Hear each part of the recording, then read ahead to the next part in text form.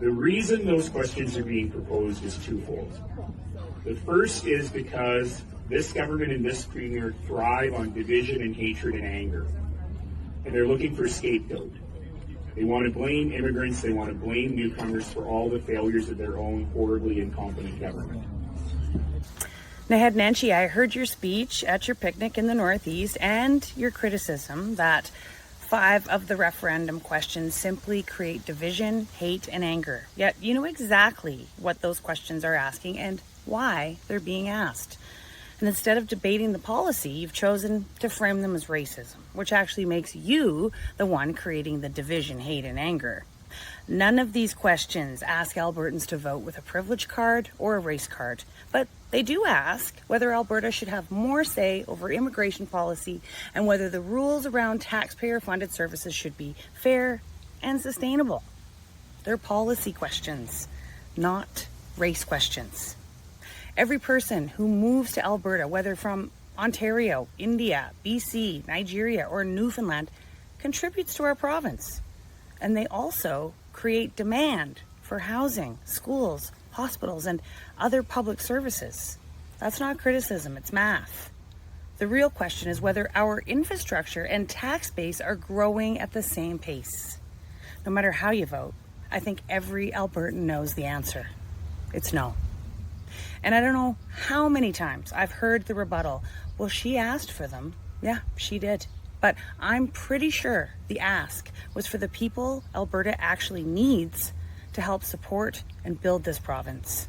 Doctors, nurses, teachers, engineers, skilled tradespeople, and other workers who fill critical labor shortages, who in turn load the tax base. We want Alberta to grow because growth is a good thing, but it has to be sustainable. It's perfectly reasonable to ask if Albertans want more control over immigration levels so they better match our capacity and labor market needs. They're not questions about exclusion. They're questions about sustainability.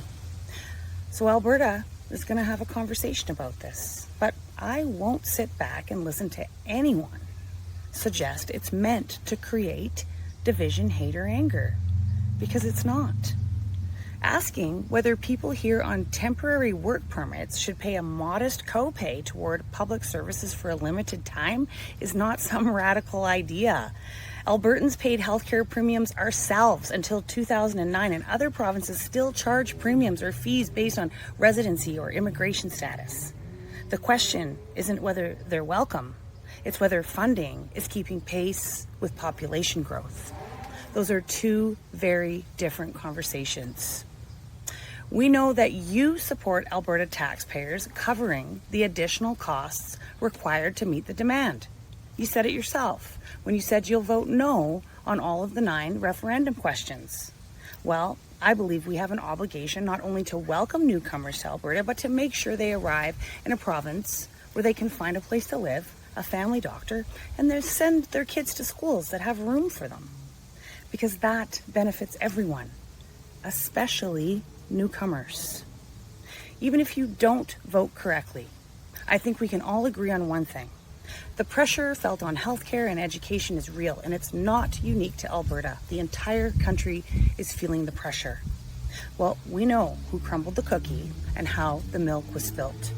But we can't pretend the pressure doesn't exist. The question asks if this is a way to manage the growth so that we can keep up with it.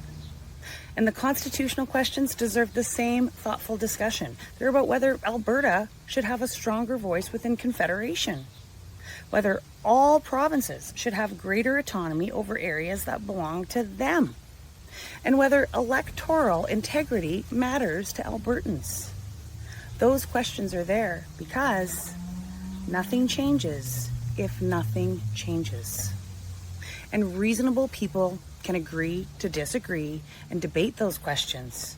And that's exactly why they're on a referendum ballot. At the end of the day, these questions don't decide anything on their own. Albertans will decide. If they support a question, they'll vote yes. If they don't, they'll vote no.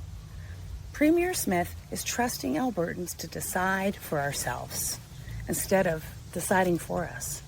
It's direct democracy, and that's something I would think every Democrat would support.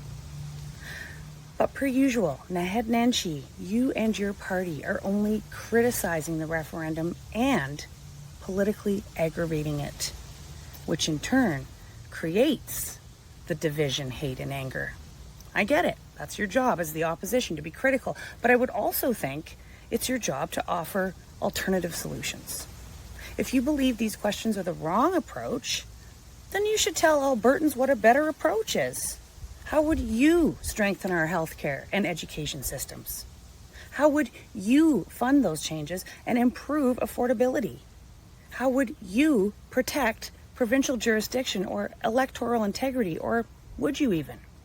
And how would you ensure immigration keeps pace with infrastructure? Because simply accusing the Smith government of creating division, hate, and anger for asking legitimate policy questions isn't leadership. And because Albertans deserve leadership, the UCP will keep offering the solutions. The buck stops with Averbukh.